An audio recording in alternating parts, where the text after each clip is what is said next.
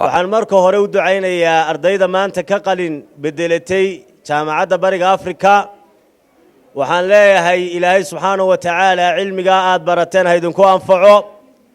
hana idinka yeelo kuwo aqoonta sii wada waayo aqoontu meel ay ku dhamaataa ma jirto ha idinka dhigo kuwo dalkooda dadkooda iyo diintoodaba anfaca إلهي سبحانه وتعالى أقونتي في آخرة هيدن كبركيو أنت مركان كجدبو جامعة بريغا أفريقيا إن فرع أيضا عرقابة وحا كاني باهي أي قبتي بالشدة قبل كسناك أو كسو بالعمي أرضي ديقوه الرئيسي مركي كقلن شبيين معد كابن كثير أيا وحا الله باهدي إن لو باهي هي إن أي دكريجي شريعة قاتان ماجستيركي iyo digtooradeena haday u suurta gasho ay ardaydaasi diyaarin karaan saynu soo sheegnay jaamacadda waxa ka qalin jabinayay dufcadii 7aad waana sanad guuradii 10aad ayaynu ku jirnaa ardayda halka taagan ku qalabaysan degree inay sitaan saddexda kuliyadood ee kala computer science shareeco iyo health science oo laba department kale oo nutrition iyo nursing waxaan cadeynayaa anigoo ah diiwaan hay'adda jaamacadda bariga Afrika faraceeda Ceergaabo inay dhameystirteen dhammaan requirement-kii ku xidhnaa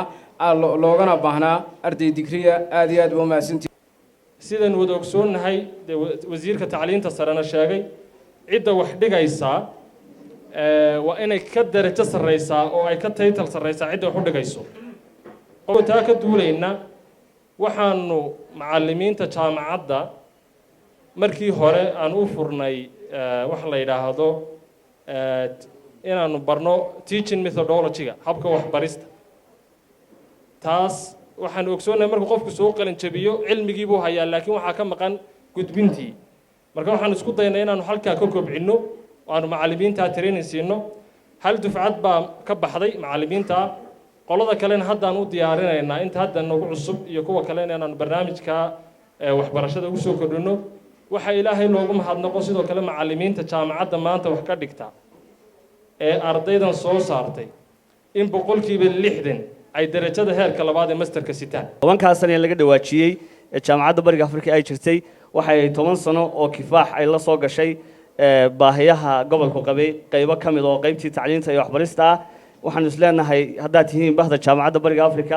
meel fiican baa wax keenteen insha Allah ta'ala dadaalkana waan sii laban laabi doonaa midhaha aan bulshada ku soo celinaynaa waa waxtar gobolkeena iyo guud ahaan dalkaba u soo kordhaya war badan ee ardayda uma yaalo aad baan ugu faraxsanahay runtii anigu xafladani qiimo weyn iyo dhadhaweyn bay ii sameynaysaa oo ka duwan ardayda halkan fadhida qayb badan oo kamid ah anigu in badan baan runtii soo waday oo ardaydii jaamacaddii ummadda Soomaaliyeed wax ka baratay baan kamid ahaa tanna malaha markii labaad baan xaflad qalin jabina ka qayb galaya Ilaahay baa ku mahadsan waana sii wadi doonaa haddii Ilaahay ii ogolaado inta qalin jabisay dhalinyarada ardayda hambalyo waalidkiina waxaan leeyahay waa guulaysateen waxaan aad iyo aad u hambaliyeynayaa gudoomiyaha jaamacadda bariga Afrika gudoomiye ku-xigeenkiisa macallimiinta inta badan ee 10 sano ku soo tabcaysay ee maanta grade-ka soo gaarsiisay bulshada iyo ardaydaba waxaan jaamacadda leenahay in ay jaamacadda wax dheertiin waa ka muuqataa halka hore uga sii socdaan ay ka soo qalin jabiyeen 81 arday ee East Africa marka koowaad waxaan leeyahay hambalyo Ilaahay ha idinku guuleeyo waxbarashada ku soo guuleysateen horumar dambena gaara macallimiintii idinku soo dadaashay iyo waalidiintii idinku soo dadaashayna si gaar ah ayaan ugu hambalyeynaya jaamacadda bariga Afrika runtii sida loo sheegay ammaan badan uma baahna ammaantu waxay ka muuqataa ardayday soo saareen waxay ka muuqataa duruustooda waxay ka muuqataa gobolka Sanaag guud ahaantiisa way mahadsan yihiin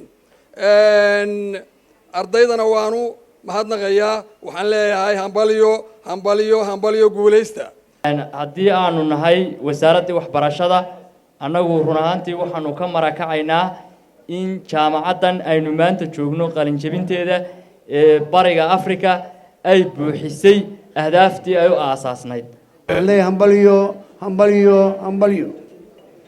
waxaan leeyahay ardayda Ilaahay ka dhigo kuwii naftooda iyo dalkooda iyo dadkoodaba anfaca macallimiinta dadaashay ee waxbartay iyo waalidiintaba sida oo kale ayaan ugu ducaynaynaa hadalku waa kooban yahay wuu soo dhammaaday waxaan rajaynaynaa horumar in sha allahu tacaala aad iyo aad baan ugu hambalyaynayaa guud ahaan ardayda mar labaad iyo mar saddexaadba kelmaddayda dardaaranka ah ee aan siinayaa waxa weeye ma idin qalin jabin laakiin waxaa hesheen jaaniskii koowaad ee waxbarasho waxaa hesheen fursaddii koowaad ee aad ku gunaanadaan heerkiina waxbarasho waxbarashadu waa waxa ummadaha kala hormariya dhallinyaraad tihiin waa da-yar tihiin darajadii koowaad baad taagan tihiin waxaan rajaynayaa ilaahay iidankiina aan ka baryayaa inuu heerka labaad iyo heerka u dambeeyaba idinku sugo aana sii wadaan wax heer gobol waxaan idiin ballan qaadaynaa simuladii gobolka naga horreeyay idinla shaqayn jireen inaannu idinla shaqayno si dhow aanu idinla soconno